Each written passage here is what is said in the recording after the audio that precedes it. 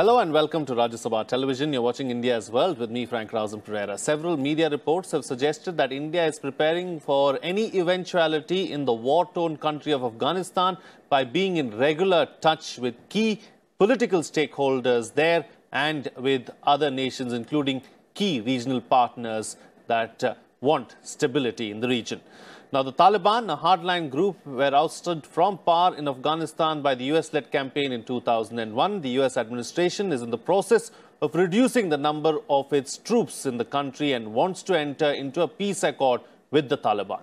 When this happens, India would want its political security interests in Afghanistan guarded, but at the same time, it's not in favor of any interim arrangement that lacks legitimacy, reported the Economic Times. Meanwhile, President Donald Trump on Sunday indicated that he might leave a small number of troops and a strong presence of the US intelligence system in the war-torn country. In a fast-changing scenario, India needs to weigh out its options carefully. How does India proceed? That's what we will discuss on this edition of India's World.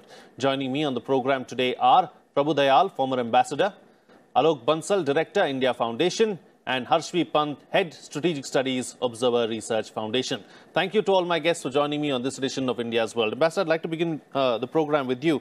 How would you look at the rapidly changing, extremely fluid situation in Afghanistan? Well, frankly, I'm quite worried about the rapidly changing situation. India has exercised soft power in Afghanistan and has assisted that country in a huge manner. We have pumped in billions of dollars, and we are the largest donor country in the region. We have developed infrastructure projects. We have created a lot of assistance-related projects in education, healthcare, community assistance. So we have done a lot to improve the lot of the common man. Now, with the impending withdrawal of the American forces or the reduction in number of American forces to a very substantial extent, the danger is that whatever we have tried to do might be undone by the forces that are antithetical to the ruling establishment in Afghanistan. As you are aware, the Taliban has been consistent in its position that the government in Kabul is illegitimate and it wants its ouster. Now, last week, the Americans and the Taliban are understood to have reached an agreement on the withdrawal of the US forces. And of course, the Taliban in return have promised that they would not let Al-Qaeda and ISIS carry out attacks from Afghan territory. But the Taliban itself is a terrorist organization and has been engaging in terrorist activities in the name of Islam. And what is worse is that it is to a very large extent controlled by the ISI or by the Pakistan army. So the likelihood of the Taliban increasing its attacks on Indian interests in the emerging scenario is very much a reality. As it is, if you recall, in 2008, the Indian embassy was bombed. Again, in 2009, it was bombed. And there were several casualties, besides a very large number of injuries. In 2017, the Indian consulate in Jalalabad was attacked. There was a bomb blast. Many people died. Right. And last year, in May, I think, or June, last summer, there were 9 Indian engineers who were abducted in Afghanistan by the Taliban. And the ISI exerted utmost pressure to ensure that they were not released. So the Taliban, as it is, has been carrying out attacks on Indian interests, as also, of course, on the interests of the Afghan government in Kabul. And the possibility that in case the American forces withdraw, which they are going to, the possibility that our interests in Afghanistan would be endangered is very real. Right. And we have to weigh our options. We have a certain presence in Afghanistan. We have a large number of technicians. We have a large number of engineers and others who are based there to look after the projects that we are carrying out. We have to make sure that their security is not endangered. There have been abductions, and there could be many more abductions. Sure. So we have to look at all possibilities. Of course, we have emphasized that the peace process in Afghanistan should be Afghan-owned and Afghan-led. Right. But with a neighbor like Pakistan, which is very, very interested in overturning the balance of power in Afghanistan, our interests would also stand to suffer. And we have to engage in a dialogue with all interested parties to make sure that this doesn't happen. Sure. We'll talk about what options India has a little while later. But before that, Professor Pant, as far as Afghanistan is concerned, why is Afghanistan important to India? Well, Afghanistan, of course, as the ambassador said, is important for a number of reasons. As the ambassador said, we have, at least since the fall of the Taliban, India has been formidably engaged with Afghanistan in building a new Afghanistan, in building a war-ravaged Afghanistan from the ruins, and in building capacities of Afghanistan to become a modern nation state.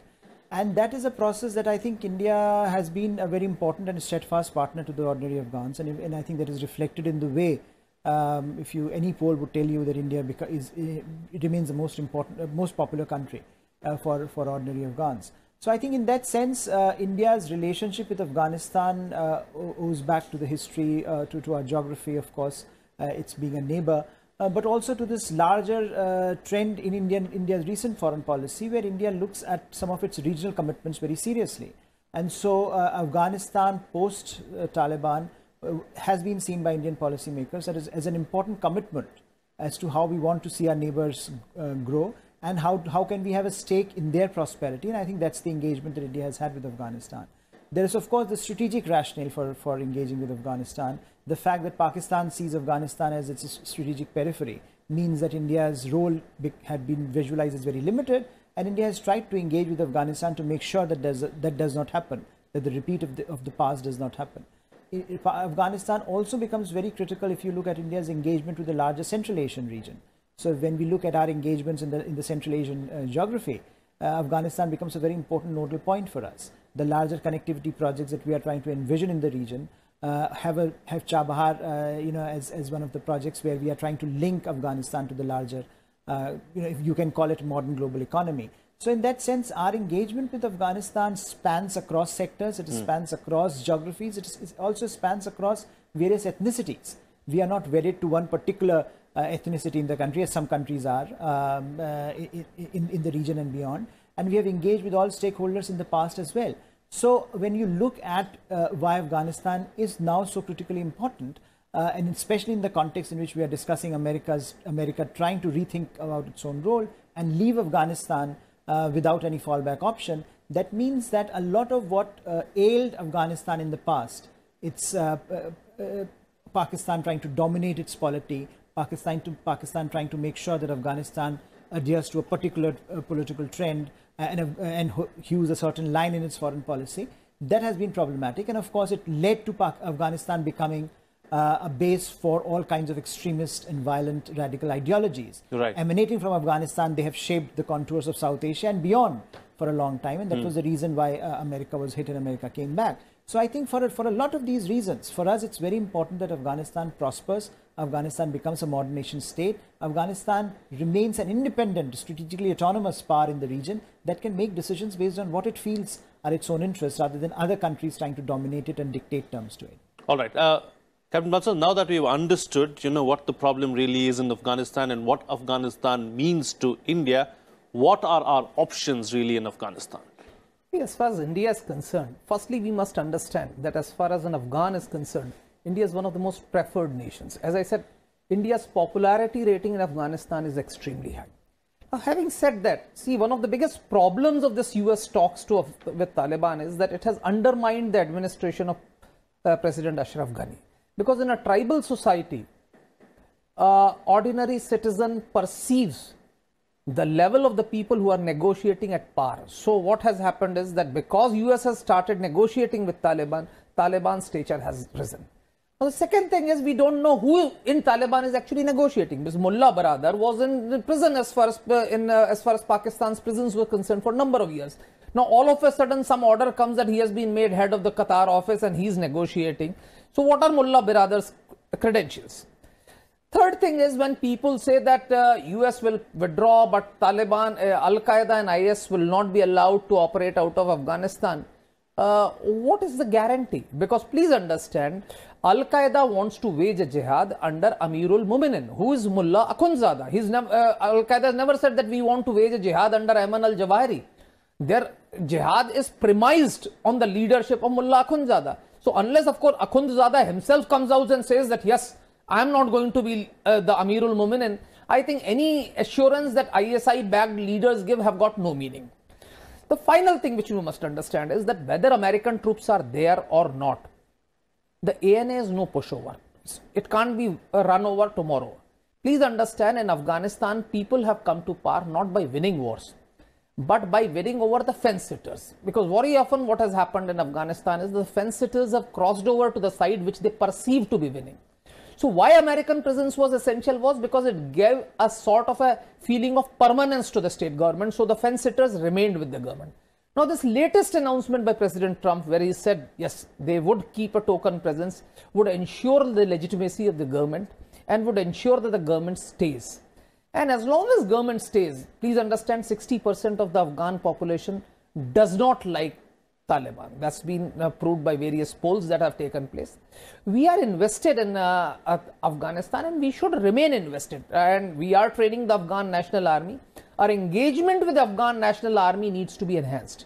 Probably we need to set up more training facilities if required. But please understand, Afghanistan cannot be abandoned. A lot of people are saying that India should also start talking to Taliban.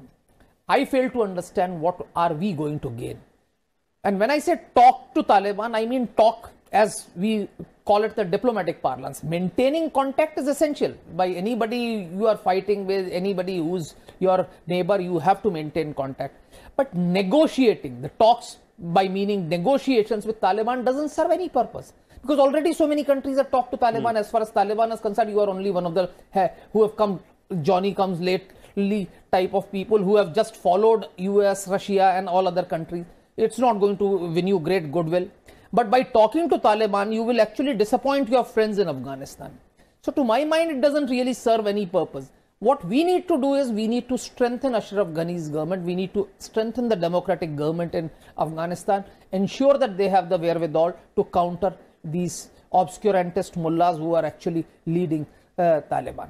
Right. And please understand, final point is that Taliban, irrespective of what they negotiate with US, their aims and objectives are not going to be insular. They are not going to remain confined to Afghanistan. They propagate an ideology which by nature is global. Is not going to remain confined to Afghanistan. So if Afghanistan gets Talibanized, the region will be influenced by it. That radical ideology that will emanate from there will try and engulf the countries in its vicinity. Sure.